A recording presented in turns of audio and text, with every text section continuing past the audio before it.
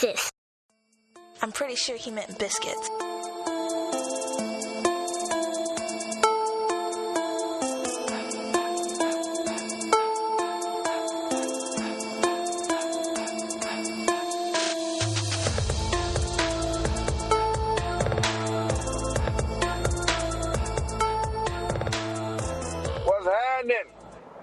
It's another show, man. Biscuits and gravy. Happy Father's Day to all the fathers, to everybody, including my constituents. We my back. boy Chase Davis. We back again. We got a special guest, Chase. Special guest. We got a very special guest today, man. Joining us for the first time, man. Very special to me. I get to be very selfish with my biological brotherhood. He is my baby brother because he's my only brother. Hey! The Miles Davis. Yo. What's happening, Miles? What's good? What's happening? Hey, man, I know you're through your brother. Yes, sir. The baby. Hey, Chase, that's what I was thinking about, bro. Yeah, what's up? About Miles. What you thought? I was like, Miles was supposed to be on the show before me. Right. He was. But he laid down. Laid it down.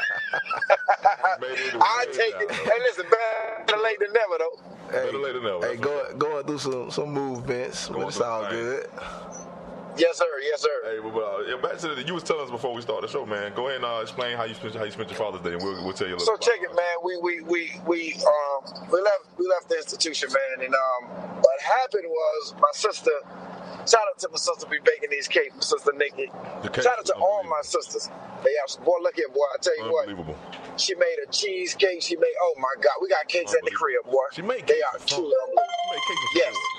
Yes. She enjoys it. Yeah, it relaxes her. She made cakes. Yeah, she made cakes, and so she made the cake. She made the cake. Sorry about that, man. That's cool. You know what it is. But check it. So check this out. She made the cakes, and we're taking them back with us. But let me tell you the reason why she made the cakes. She put together, man, this is an event so that we can just kind of chill. Because on Mother's Day, on her deck that her husband built for her, she calls it paradise. And my goodness, it feels like it when you're back there. Mm-hmm. She said, let's do it for the father. So reluctantly, because I was tired, I'm like, yeah, let's do it. We did it, man. I'm so glad we did, man. What I did not know was my sister was coming down from the PSL to celebrate. Mm-hmm. My dad was there. Although my pops, because I got two dads, it's way better than one. My pops was out of town. My mom's celebrating the gift we got her for Mother's Day. But just enjoyed family fellowship. And so we're on the deck, we're enjoying food, we're being catered. They made shrimp and grits because I like them. Right. They made some fish, man. We had cake, we had a bunch of stuff, man. And the thing that was so ironic about it was so beautiful. You could have came through home, but was so beautiful is the fact that, my brother-in-law hadn't seen his sons, one particular son, in a couple years. And my sister, she worked together to surprise him with his sons. They came to the church. His mom was there. His sister. It was a beautiful thing, man. We got to learn to celebrate our brothers even when they the one are the recipients of good things. So they came through, man, and it was an awesome time. And at the end of it all, it turned into questions from everybody about life and how it relates to the Bible. And because I was there, I was able to break it down even further. It was a wonderful dialogue. In other words, on that paradise deck, it turned into a Bible study. And it was so good because it was a Bible study. But Chase, how many know it wasn't no church? Oh, I know it wasn't no church. It's an institution. Well, it was an institution where we was learning, man. So it was a beautiful day, man. And now we're bringing it on in. So that's how I spent my Father's Day. Oh, and I got to tell you about my gifts. Oh. I'm not all about really gifts and materialistic things. In fact, I don't really even celebrate my birthday. I don't make much noise about it. I know I'm kind of rarity with that, but I'm weird like that. With all that being said, man, my kids got me some of the best gifts they got me in years. I drive a lot, Chase. You know that, back and forth to work, back and forth to the institution, and I'm constantly having to roll up a towel to put in my back so that my lumbar area doesn't hurt. Right. And they saw a need, man, and that's why the gift was so awesome. And they bought me this cushion thing, this foam thing, and I saw it at the store before, but I thought it was expensive, and I got a problem with buying myself something, so I didn't. I never asked them for it. In fact, I asked them for nothing, and they gave me that. And it may seem small to y'all, but whatever, man. It's huge to me. It's something that was, you know what I'm saying? It was something that I wanted, something that I needed. And as soon as they gave it to me, I opened it up. Then they got me a shirt that was made. I didn't expect any of this. And it says Dad on it. And I've gotten shirts like that before. But it has a 4 by it. And it has every one of the children's name on it. Lindasia, Isaiah, Micah, and Caleb. And man, and then the third thing they got me, I forgot my water bottle at Station 61, your station. It may still be there. I'm not sure if it is or not. You talking about my big, like a half-gallon jug with a handle blue thing. I'll look for it. I haven't seen it. Yeah. I'll look for it. Yeah, so I forgot it there, and I work out often. But with me working out, hydration is so important. Like I need to drink. Right. And so I hadn't had a bottle for a while. I never mentioned it to them. They just hadn't seen it. And then they got me a bottle as well. They got me 3 things, man. And what's so important, they paid attention to me, and they got me things that not necessarily I wanted because I didn't want for anything but what I needed. And man, this has been one of the most exhilarating and awesome Father Days I've ever had. The only thing that was missing is that because my daughter's still in college, I wasn't able to physically give her a hug and a kiss and touch my daughter. Right. But outside of that, man, it was one of the best things I've ever gotten. That's awesome. So I'm grateful, man. I'm humbled by it. And that's how I spent my Father's Day. Yeah, man, I'm humbled by it. Days are coming home recently. I got a chance to yes, on the phone. Boy, that was awesome. Boy, you know how hard it has been for me to not ask you what sorority my daughter is thinking about joining. You can ask me. But you shouldn't tell, and I don't believe you'll tell me. You know, out of respect for my daughter, I wouldn't even ask, man. And I appreciate that I promise I wouldn't tell you. So when she does her thing, yeah, I appreciate that she you know what I mean. She do enough to keep that secret, that prestigious thing. So man, outside of that, man, this has been a wonderful day, man. I truly thank God. Oh, and before y'all get into y'all thing, man, I want to say this. I cannot go without saying Happy Father's Day to my dad, Len Sr., to my father, like I said, I have 2 of them, Gene, Christian, Sherry. God knows I thank God, and to all the other fathers, and most importantly and unequivocally to Jesus Christ, because he's the best, most impactful, and the greatest thing that still has ever happened to me. And he's the best father I know. Amen. And that's how I did it, man. It's on y'all. And Miles Davis, I like that name, but the boy should be great. He probably already is. Yeah, man, just don't charge me or sue me. I can't hear him. Sound low. Talk up, man. Just don't charge me or sue me. That's all. We won't do it now. Yeah, speak like a big boy, baby brother. Say it with your chest. Say it with your chest. Look, so go ahead, tell them, Miles, how we spent our weekend, man. We ended up turning like the whole Father's Day weekend to a celebration, which was like not even on purpose. Awesome. Of course. And I met my brother in Fort Lauderdale. Had a nice little hotel. Had a nice little vibe. Went out on a little party bus. Chilled. Went down to Wynwood, Miami. It was just all around nice. It was just a nice time with my brother. Backstory, bro. The backstory on what? Why we were there? So a good friend of mine who ever graduated, she got a master's degree in school counseling, and her celebration was... Shout out to her. Congratulations. Yeah. That's not an easy task. Congrats, Shay. She got it done. Congrats. A lot of adversity. Congratulations. Do your thing, baby. Yeah, she was trying proud of you. Shout out to all the black women who getting these degrees. I'm so proud of you. Yes. Count them out. So she invited me and told me to invite somebody. So I invited I invited my brother. And, True. So because it was her groove, so it was like 30 people on the bus or whatever. But yeah, we had an amazing time, and awesome, it had been a while. You know, me and my brother kick it all the time, but we got like I told you, we have like a bunch of friends that we've been friends with for a long time. But this is one of the first time we kicked it, just me and you in a long time. Long time. I mean, it's probably been years. It's always like we always together, but it's never like that. We finna kick it tonight, but we doing it again. Like the weekend's not y'all over. doing it tonight? This evening? Hey, Hey, after we record the show, man, I'm gonna post this thing up or whatever. We out again. Where y'all headed at, man? I'm kind of jealous. Man, and kind of sleepy. You know my bedtime. I was getting that. I was like, I know you got to be sleepy, man. Go ahead, bro. So we went out with them. Yeah, we got party bus took us down to Wynwood. It was a great time. Great time. Came back Saturday morning or whatever, and then today we took our kids to the car. Then my nephew Trent. Trent is my son. Went to the little jumping place called Adrenaline. Right. Yes, sir. In Wellington. Man, it's always fun there. The kids, they be real active jumping. That's the new playground. For kids now inside. Yes, sir. Because mostly times outside is more dangerous now for kids than it was back when we grew up. That's true. But all around, it's a beautiful thing just to have the kids out playing, them building a bond together, which we try our best because me and my brother, we're very tight with each other. That's good, man. Those little kids. He always been my advisor. My brother always been my mentor, and I never felt unsafe around my brother. Oh, man, that's awesome. Your baby brother feels like a little brother to me. Yeah, you're right. He's a cool cat. And I'm gonna tell you right now, bro, as long as I'm here, it'll always be that way. I got you. Right, respect. Hey, man, that's awesome. That's one of the things as far as brotherhood and fatherhood and manhood. Like most things in life or whatever, you can't. They don't last forever, but some things do, and like that does. Like there's gonna be my baby brother forever. Wrong, white, or indifferent, or whatever. I get to be dad forever. Exactly. You know what I mean? And I feel the same way. I'm dad forever, and I will always be his little brother, and that will always be, my big brother.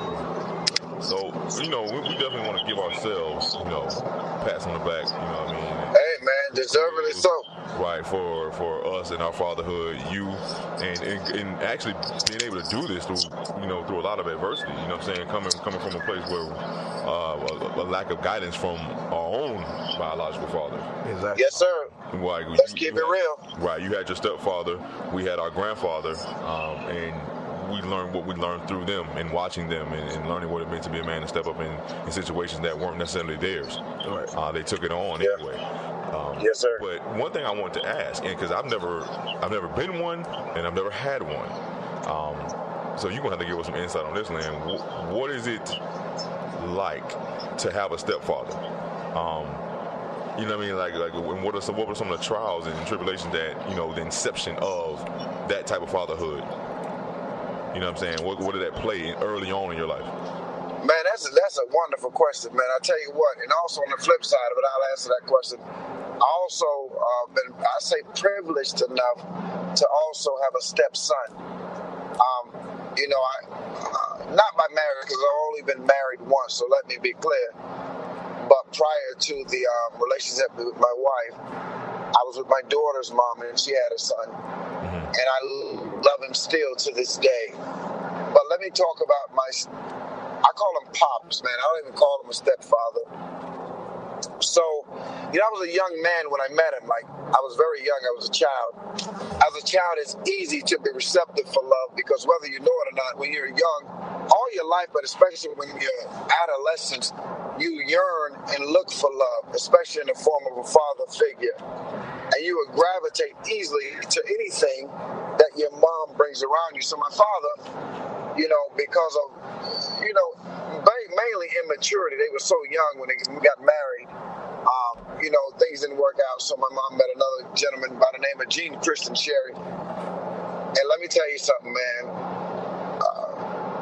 He has taught me so much. He's not one who's very vocal. He chooses his words. But he taught me so much by example. And there were times when we were young, we thought he was so mean and was so firm and so stern. But as I get older, I realize he did that because he loved us. And he's truly, my mom, man, I got to tell you this, man. My mom was a single woman at her wit's ends. And the story goes, she prayed and she spoke to God. She said, Lord, I want to serve you. And she was honest with him. And I think most of us need to learn to be more transparent and honest with Christ. Right. She said, I want to serve you, but I can't without a husband. Because obviously she was a young woman. She had needs. She had needs. My mom was probably about 22 or 24 years old, no older than that, with 5 children and no education. And those times are hard, man. I remember them, but I wouldn't change them. And she met a gentleman from Haiti. He's a descendant of Haiti. He's a Haitian gentleman, and he fell in love with her. He loved her, and man, he accepted my mom. This is the kind of guy I'm talking about. He said, "I'll love you enough where I will love all of your children." You know, he ended up raising my baby sister. She knows no other father outside of him. He ended up adopting her.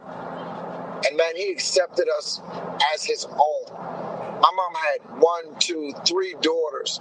He never molested them, never got out of pocket, never handled them wrong. He never treated me bad, never did anything malicious or wrong to me. He loved me.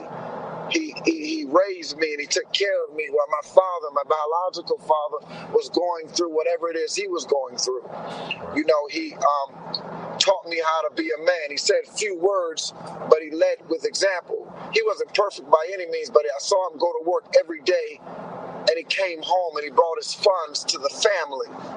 You know, I saw him, and I'm certain there were times that were difficult and tough where he wanted to walk out, but he never did. What kind of man would accept a woman who's broken? My mom was broken, Chase, because she had gone through so many things, had been abused, had been molested, had been, dealt with drugs, had done so many things. What kind of man will accept not only a broken woman, but a broken woman with 5 children? And he loved her back to life. And she loved him back. And they've been married for over 30 years, man. And there's been some rocky roads and some hard times. Off Sunrise Boulevard in Fort Lauderdale, in Green Apartments, they call it the Madison. I'm not sure what they still call them. It was 7 of us. Him, my mom, and the 5 children in the 2-bedroom apartment. And 5 children, 1 room, 1 AC, not an AC unit, but an AC window shaker is what they call them, in a window. And we were poor, we were broke, we had cars so raggedy that there was a hole at the bottom, and if you removed the rug, you would mess around and drop a shoe down there. And we did it before on I-95. Now we got to go to school with 1 shoe. The clothes that we wore from yesterday, because we were so poor, you only changed the tops and the bottom. Do all that. The man educated himself, went to learn how to get his CDLs and drive tractor trailers, and he raised us. And Chase, when you're poor and when you're struggling as a child, as long as you got love, my friend, you won't even know you're struggling. You don't even know what poor feels like. You think that everybody's living that life.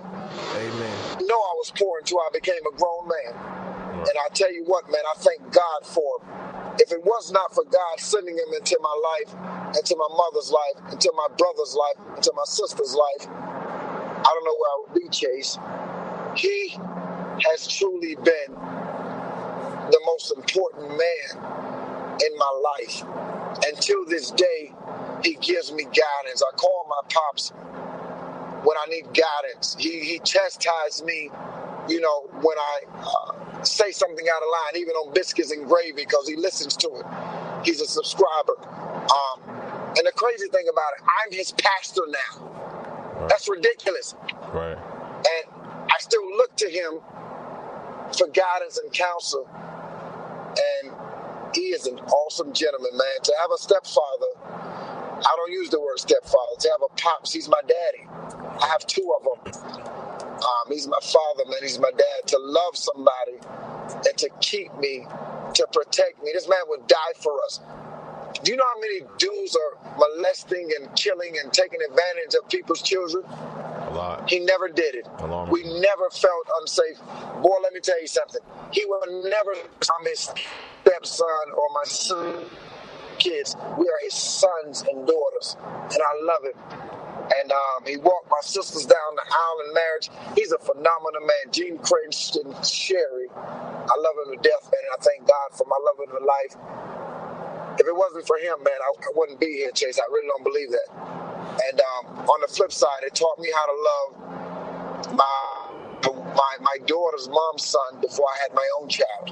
Right. And he taught me by example how to be a father to Leroy. His name's Leroy Simpson III. And I was a young man then. And I still love Leroy Simpson III like he's my son. I check on him. He's a grown man now. And man, he's taught me so much. So from my experience, and I understand that every experience isn't the same, I was blessed. My mom prayed for her husband. And all those times, God gave her just what she asked for. And he stood up to the plate, man. He had no children, Chase. None. He was a single man. Handsome man in his prime, athletic, single man. And he gave that all up for a broken woman with 5 kids. And my God, I cannot. Chase, I wouldn't have done that, Chase. I'll be honest. I wouldn't have done it. I would have excluded her. But I thank God he did not exclude us. He's an awesome guy, man. That's my experience with my stepdad. I love it. You said, like, what kind of man would do something like that? And it's a man after God's own heart. Amen. David. Just like David. That's amazing. Just like David. Yes, it is. That's like it's so insightful to be able to instill that kind of discipline and to do for another man what he could not willingly do for himself. Yeah. Right. Step up and fill in the gaps. Right. For I didn't not expecting anything, but he earned so much. He didn't expect it, but he earned so much. Like for the rest of his life, like he'll never go without anything because of all the hard work and even what he did give up. I love the hard work in the beginning for you guys, and I'm sure that all of you. My God, all of us. Yeah, you can forget about it. Like, you know what I'm saying? What your needs, wants, concerns, what you need, I got it. We got it. We'll figure it out. He still does it today. I got a text message from my what kind of man is this, man? I love him so much. I don't even know he knows how much I love him. And I'm sorry to cut y'all, bro, but I thought about this. My sister texted us, all of us, I think it was my mom, and he said, your dad wants everybody's information so that he can update his beneficiary list. And every single one of us are on it, Chase. Yeah, he's not playing. Every single. In fact, he told me a story, and this when I was an adult, maybe 2 years ago. He said there was a time when I was raising you guys. He said he told me this. And he wasn't being braggadocious because he's not. He's the opposite of that. He said, I can tell. He's humble. I love him. He said, there was a time when you guys were coming up, and I wasn't sure if, I don't know the condition, but what my mom was doing. He said, but I needed to adopt all of you, and I was telling your mom, and I was telling the lawyers, because he said, if ever something happened to my wife, their dad is going to have a problem because I can't see myself giving these children to him. Although we're his children biologically, he said, I can't see myself giving these children to him. He was willing to raise and take care of us, even if my mama wasn't there, man. By himself. And he said, by himself. He said, listen, there's going to be a problem.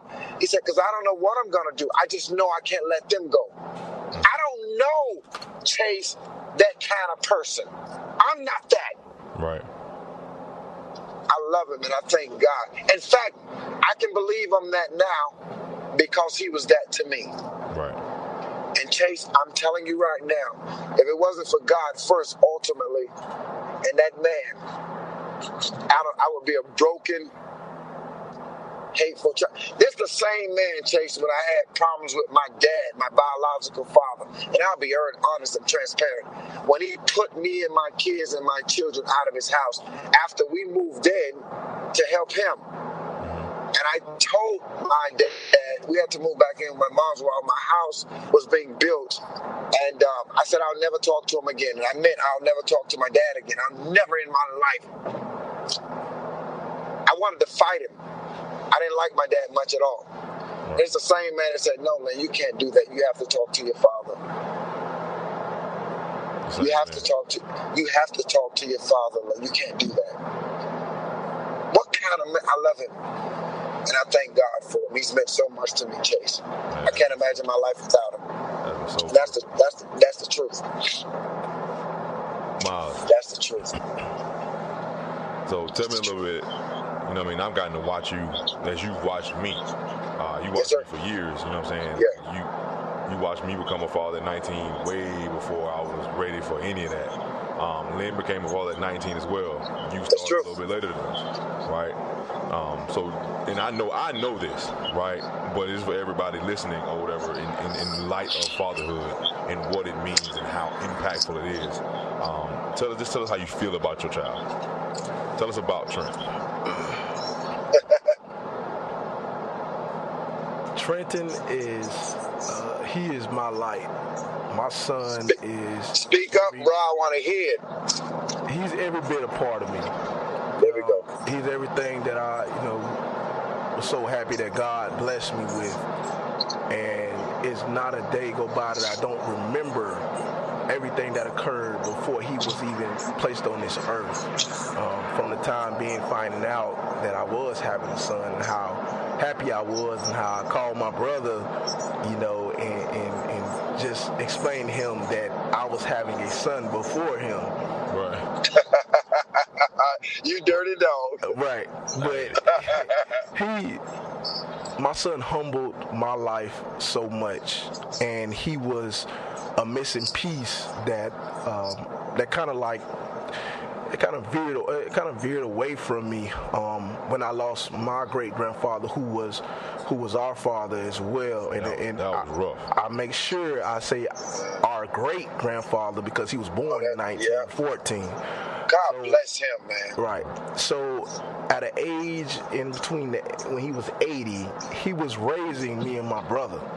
My God. And he was instilling morals and values into me and him when we were young.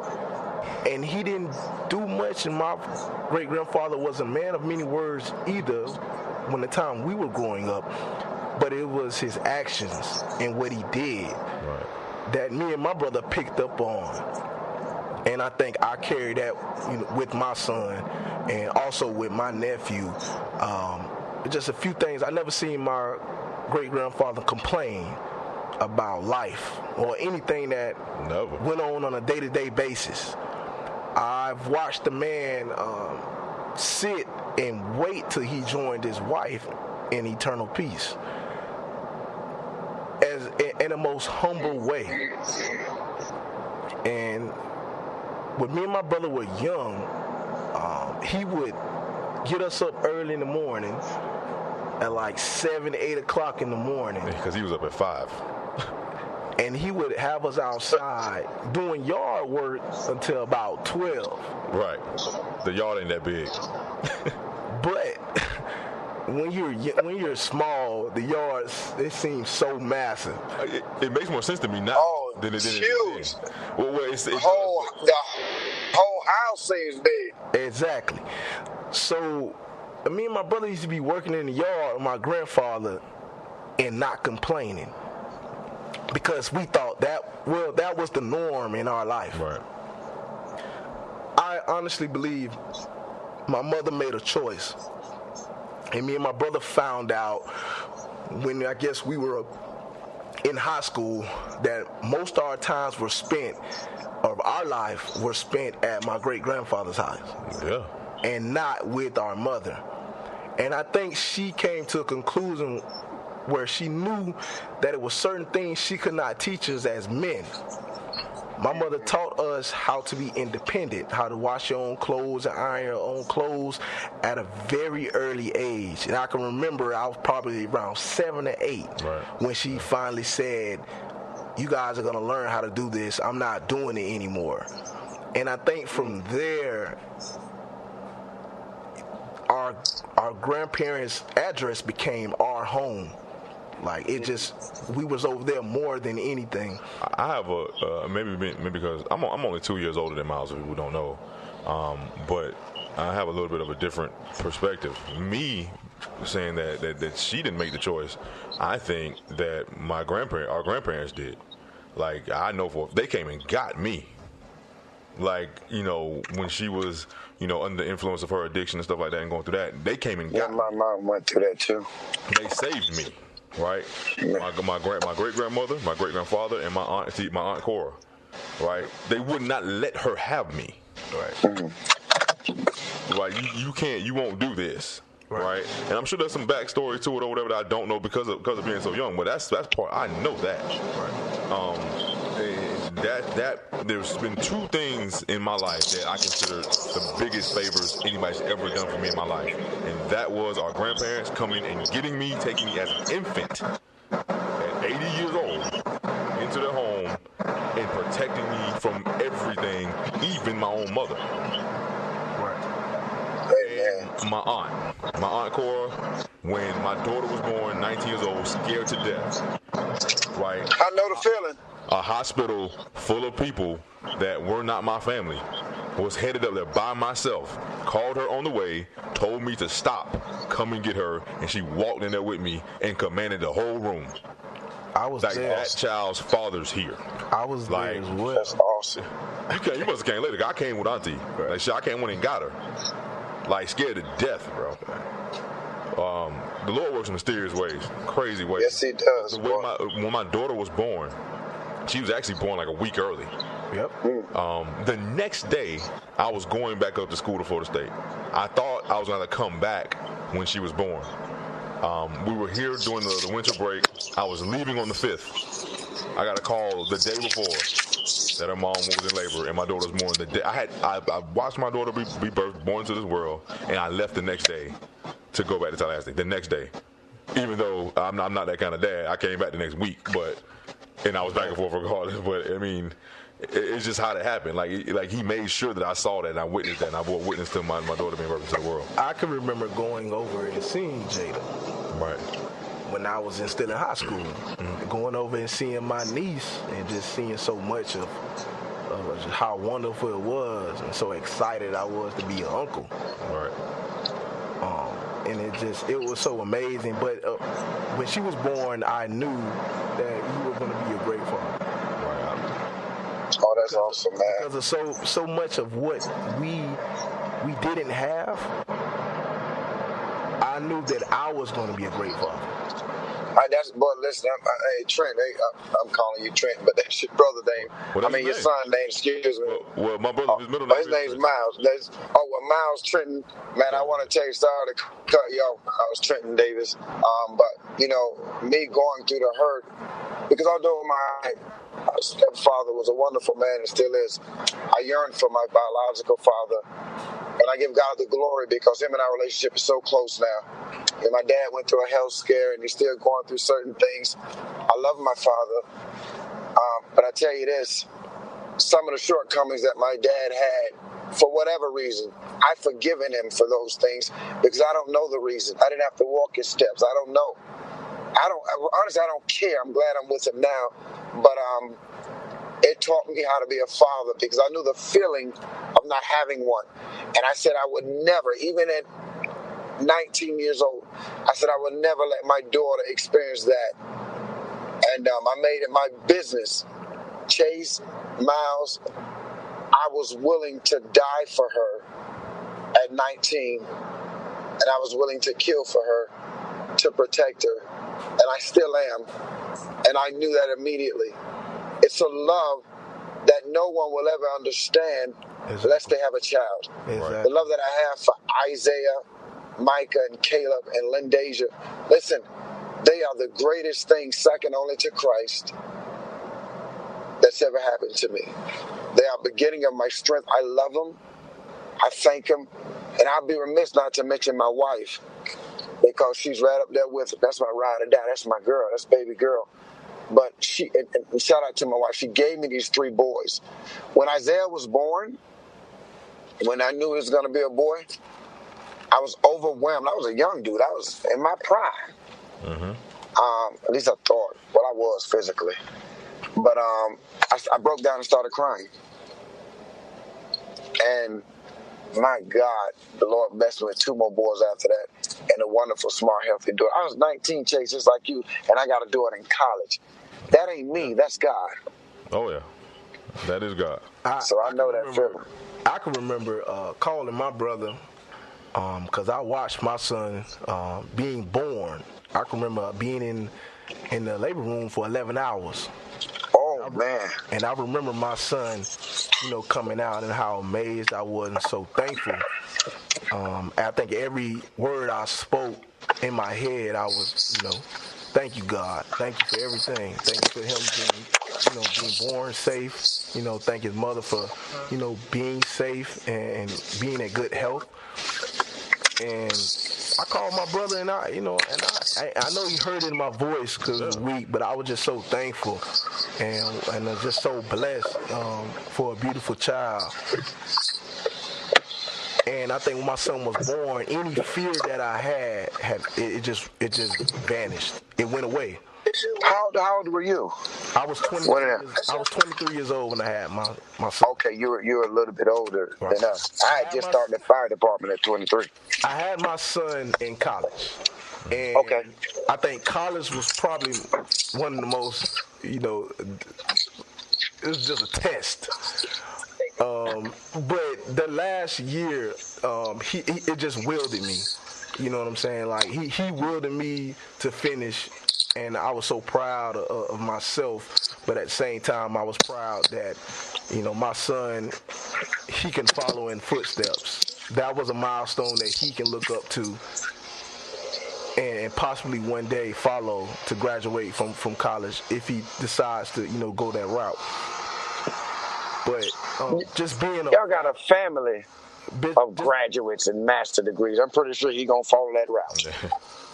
And it's a blessing as well because me and my brother, for a long time, it's me and him trying to figure out this manhood. Right. Yeah. Trying to figure out what to do, how to do it, like the smart moves we make, and learning from each other's mistakes. But it has been an awesome experience because I couldn't ask for someone more better than my brother to look up to. I appreciate that, bro. And I look at us now, and we out to eat with our kids, and we playing with our kids. Thing, ain't it? Right. And I can remember just starting off as just three of us. I gotta include my sister because she's a wonderful auntie. Hey man, I met your sister on a show we did. That's a smart, intelligent woman, and shout out to her, man, Miss Davis. And I got to link up with her some more about some of her expertise. That's an awesome girl. She is a wonderful person. She is actually like, that's my partner in crime. Right. She always makes sure she let me and Chase know that she's still the baby girl. At times. Ain't she the only girl? She's the only girl. Yeah. She makes it that she's the baby girl. Let it know, baby, you're the baby girl. But it's just a wonderful feeling to go through these experiences through life from not having, what was supposed to be there that was never there. And like you, Mr. Lynn, I yearn for my father because I was that child at every sport I played, from t-ball to baseball, from basketball to football. I excelled, I started, and I was that child that, every father, me and my brother, that a father would be proud of, that you see in the stands and say, yeah, that's my boy. Mm-hmm. And I think that would hurt the most. But at the same time, I was so blessed to have my auntie at every game, bruh, and for my mother to show up at all our games and support. Let's give a beat, bro. So that's awesome, man. It was a blessing. At the same time, it was very hurtful. Sure. That feeling, I know that feeling, Miles. I was very good at basketball one point at a time. I remember I played an All-Star game against Dillard High School. Man, I dropped like 30 or 40 points, and I remember looking in the stands, and I understood when my mom wasn't there, she was working, or my stepfather wasn't there, he was working. I just never saw my biological father in the stands, and that's one of the reasons, till this day, I've driven all over Florida, because I got two sons who are very good at football, and my daughter before that was good at basketball and sports. Well, if I'm not at work, I don't miss a game. And there are times I got to be sick to attend because those are the things that they remember because I remembered them. Exactly. And I'm glad I was able to be there for them. I gotta backtrack a little bit and say something about, and I haven't told many people this, but like about my grandfather and what he showed me.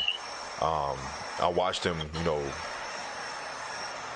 grow old and develop Alzheimer's, dementia, and go through that.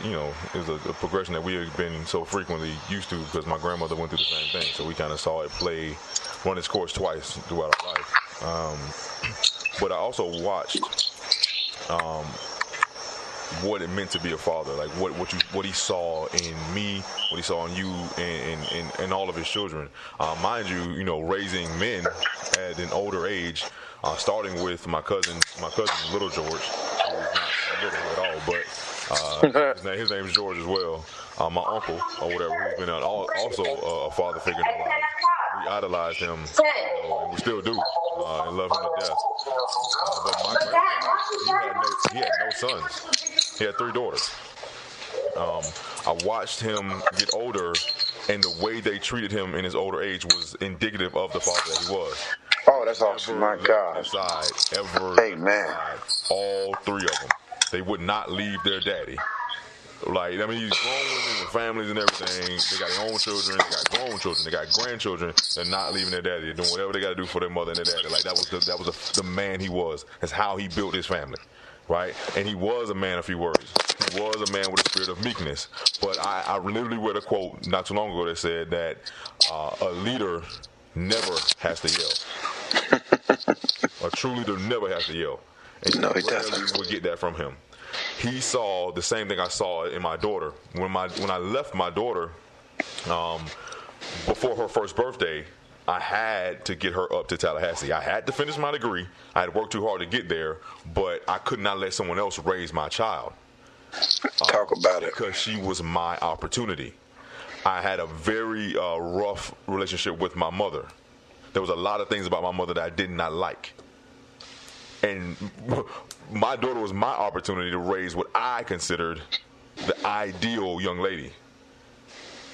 Right or wrong, that was my shot. Like, I don't have another daughter. This ain't nobody else's daughter. I'm not gonna leave nobody else to just do it. That was on me. So I was like, I don't care if I'm in school. I don't care if I miss out on stuff. Like, my undergrad for me was some of the hardest times of my whole life. It wasn't all fun and games, and it wasn't all parties. I went through hell. At one point in time, I was finishing my degree. It was in the last semester at FSU, getting my bachelor's degree. I was in EMT school at TCC and in the fire academy. I remember that. With a toddler. I would sit up while my daughter, when I got my daughter from, because she went to New Beginnings, which is a very, very good preschool in Tallahassee. It's actually FAMU's preschool. I would pick her up. Being a new father, nervous, leaving my baby with people. She was nervous. She ain't want to be left with nobody either. So I would do whatever I had to do, and I would pick up early all the time. I would be sitting there with my daughter for hours, reading to her because she wanted to be entertained. She wanted to be with her father, wanted to be with her daddy. She loved me to death. She still loves me to death, but she didn't want to just, be, pacified or occupied with something else or whatever while I was trying to read stuff for tests I had coming up and stuff like that. I would read to her out of the Fire Essentials book. Pictures of like ladders and trucks and all this stuff or whatever. And to her. Right? But my daughter was my shot. And years later, my son comes along with the same thing. That is my shot. And going through all that and all the hell that I went through early on with her mom and stuff like that and all kind of crap. Like, I don't care. As far as like men, like men, ain't no devil in hell stop you from your opportunity and your child to be a father. I don't care about no woman, what she say, what she do, what the threat. No child support. I could nothing. Nothing. Like, don't let nothing stop nothing. You. That is your job. Your mom ain't let me see you. I don't understand what kind of person. Oh my God, boy! I went through because, like I said, I was 19 years old too, man, and I had a child when I was, the hardest job I ever had in my life, Chase, was working at UPS, boy. Yeah. And anybody who worked there can relate, because you had to unload. You don't just go to UPS and drive them trucks. Oh, you got to work yourself up to that. I took that job because at the time that job was offering about $10 to $12 an hour, and it offered free insurance for you and your child. And and I'm not downplaying it, and anybody who can benefit from it, please take it. But we did. My daughter, for whatever reason, we weren't on WIC or food stamps, nothing like that, where we can get, products for us. So I had to work and get into Medicaid. We weren't on any of that. So I figured I had to work. In Chase, I would work at 3, sometimes 3 in the morning, sometimes 4 in the morning, to about 9, and I would go straight to BC. It was BCC at the time, and finish up my degree and finish up EMT school and paramedicine school, while everybody was young and enjoying themselves. Like, oh, we're going to hang out tonight. I had to go home to my daughter.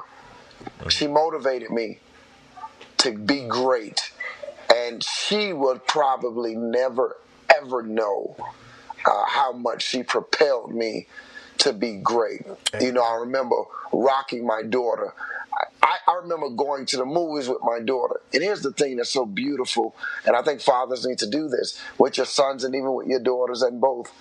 I would go and have, for years, daddy-daughter day. Whether it was both of us getting our nails done, both of us watching movies all day, having breakfast.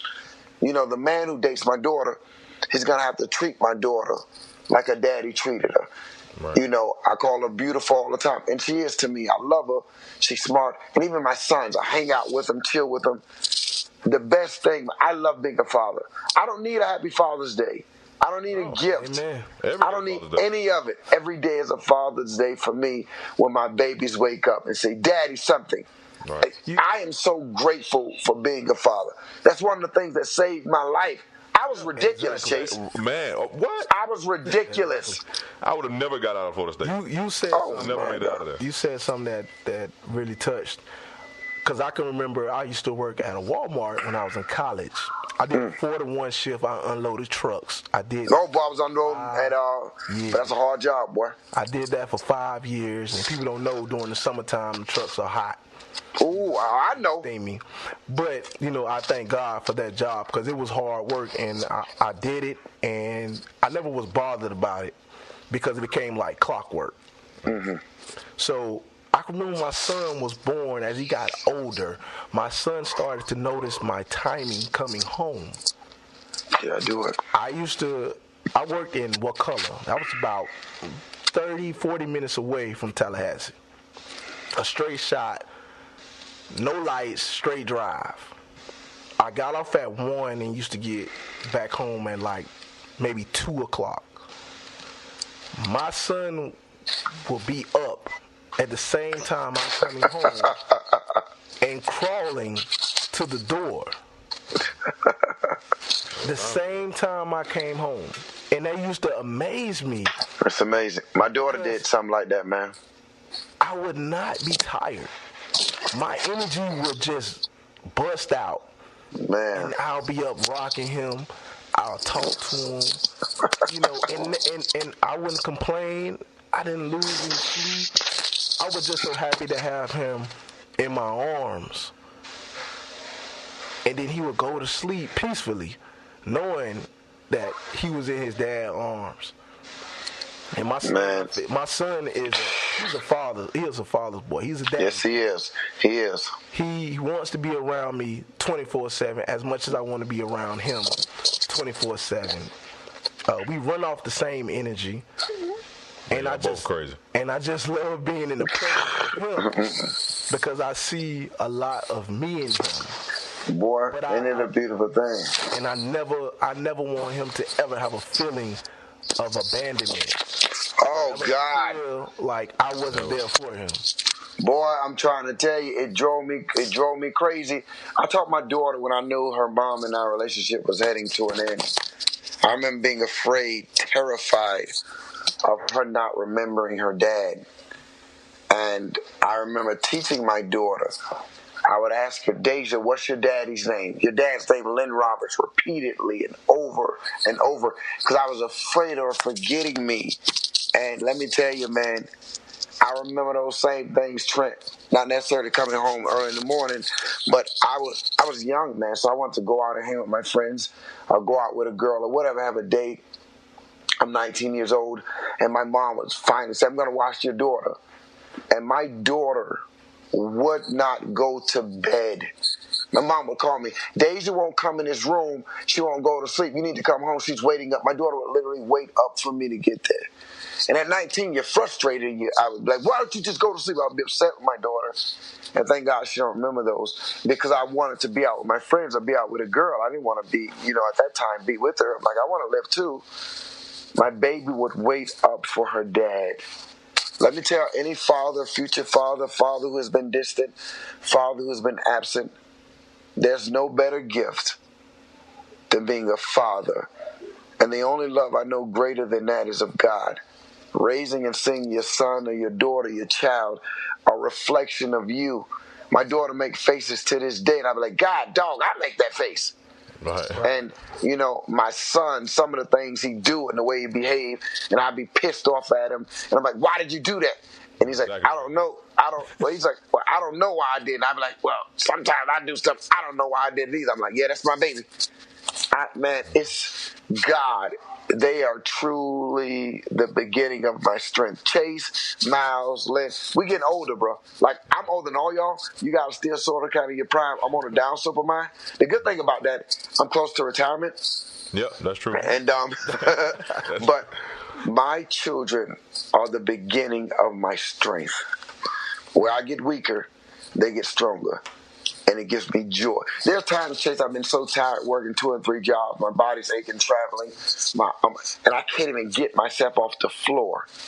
And my son, he's getting older and stronger now, all of them. And specifically Isaiah, because he's the oldest now. "Daddy, let me help you up." Exactly. And he's able to lift me up. I thank God I'm a daddy. Exactly. Chase and Miles, it's the best thing ever. And for any father, it's a full cycle. Get it. And Sure it is. I think my life on track. And I think yeah, they will. I asked my son, I say, I talked to him, I say, it's going to come a point of time when you're going to take care of Dad. That's a fact. And it's full circle.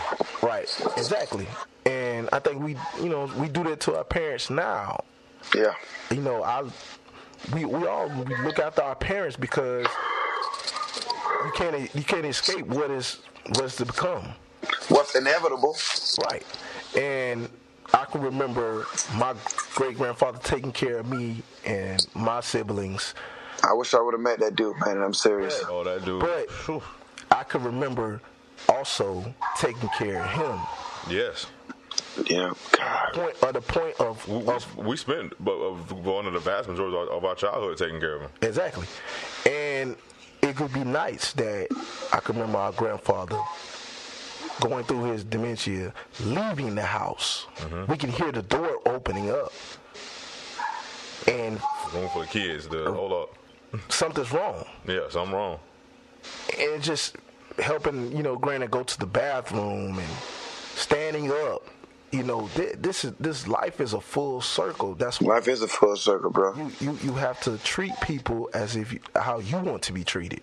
That's right, Trent. And I raise my child through love and affection because I want him to have patience. Because when I become older, I need him to be patient with me as I was with him. Because he's gonna be my full circle. If the Lord bless me to have other kids, I pray that he do, Trent, because I believe. I'm sorry to cut you off. You're an asset to children and to the youth. He's as right now. He is what I need, in my life right now. Fulfillment. I mean, he's the joy to me. He is my peace. And I always thank God for that because I can have a broken day. But the time I spend with my son, I know the sun will shine each day. And it will be filled with joy and laughter because that is how I raised him. That's George Whitfield. That was our grandfather. Well, I can watch his like you see his like eyes light up or whatever when we have family events. That's when that was like how I knew, and I've said it since I've been able to old enough and mature enough to understand it. Like that was wealth. That he was the wealthiest man in the world because of that. Thanksgiving's over. He like a man that would nod and fall asleep all day would just be up all night, right? With his whole family there. All this energy, all of a sudden, it's like because you stepped into where your treasure was. You better believe it. That's what he did. He was sitting around his treasure. Like he could have sat there. If the party went to end, he would have never went to sleep. And he didn't. We weren't dancing the party and nothing like that. He was sitting there just watching.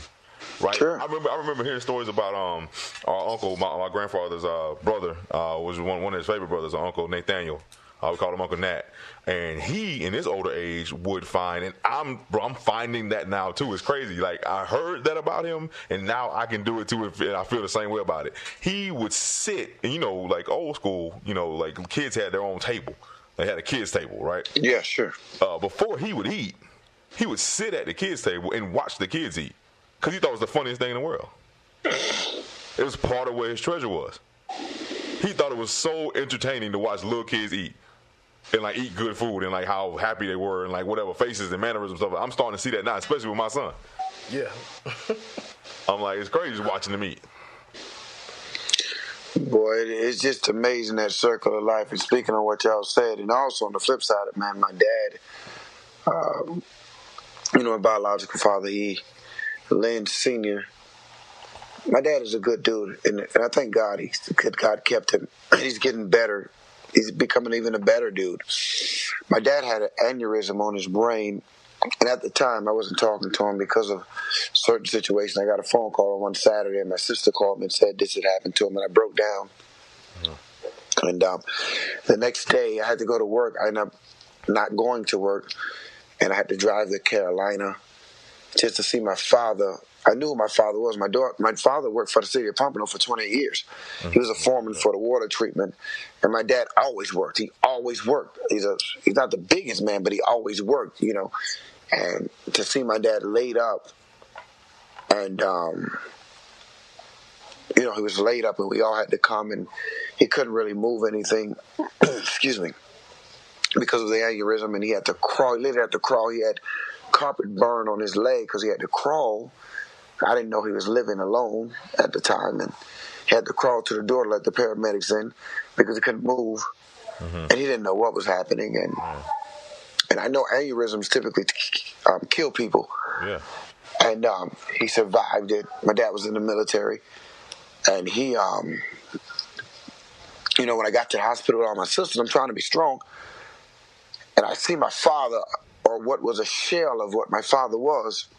So this is not my dad. I don't know him. And everything that was wrong, every argument that we had, every dispute, everything that I thought was wrong, none of it mattered at that point. I just saw my dad and I loved him.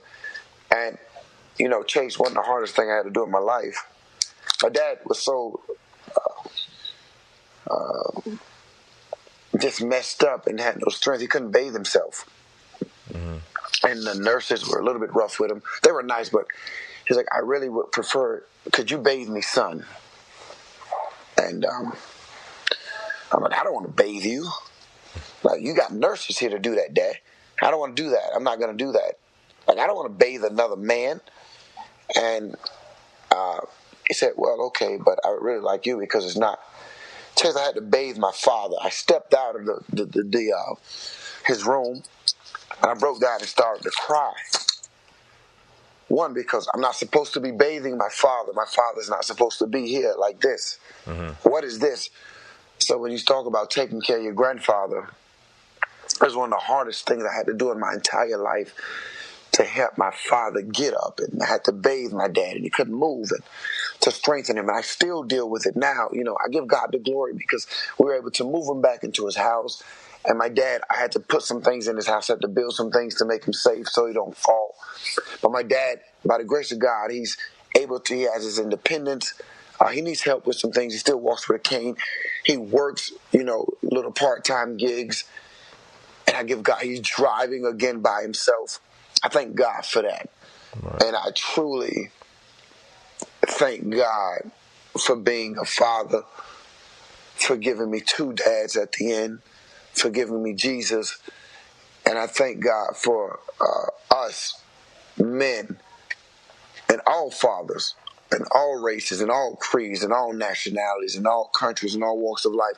I thank God for you. But more importantly, I thank God for the African American fathers. And I'll tell you why.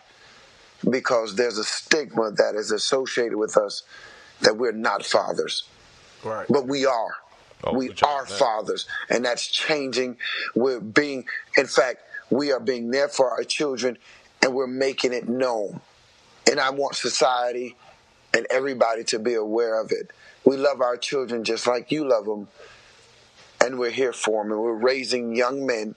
And as for me, and I can only speak for me, I'm raising young men and a beautiful woman who's perfectly and fearfully made in the image of Christ, and to know where our help comes from. It's not from me. It's from our true Heavenly Father. Chasing Miles, I'm going to have to hang this phone up because I got 1 second before this phone dies. Hey, yes, we sir. Good, man. This the end of the show anyway, man. We pushing an hour, man. Greatly Oh, man. Yeah, man. Peace out, man. It's been a pleasure, man. Shout out to all the fathers out there, man. Yeah. Shout out. Happy Father's Day, y'all. I just want to give a shout out to also the men that was an addition to my upbringing. Was my brother, that's Dion Sr., Donald Russell, and Joseph Anderson. Those are my best friends, Dad, who, when I was going through certain things in my life that I can look towards as guidance and help, and, you know, from a father. We had a lot of influence, man. Right. My pastor, Alan McClinton, Teddy Pinkney. I want to shout out my pastor, too, Tony Hall, man. Shout out to him.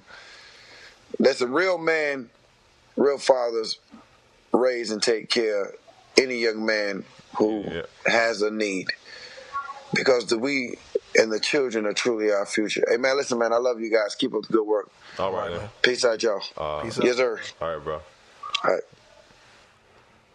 Well, one other thing before we ended, big shout out, last but not least or whatever, to our step grandfather, which is our grandfather, Henry Sapp, and my uncle. Man, I'm after his own heart. I'm after God's own heart, but that's my dude. That's my man. That's who we want to be like all of our lives or whatever. Demetrius Sapp. Yes. Another great father, great man. Uncle D, for real. But that's it, man. We'll be back next week with another episode, man. Miles may be back. We'll see what happens. All right, check out.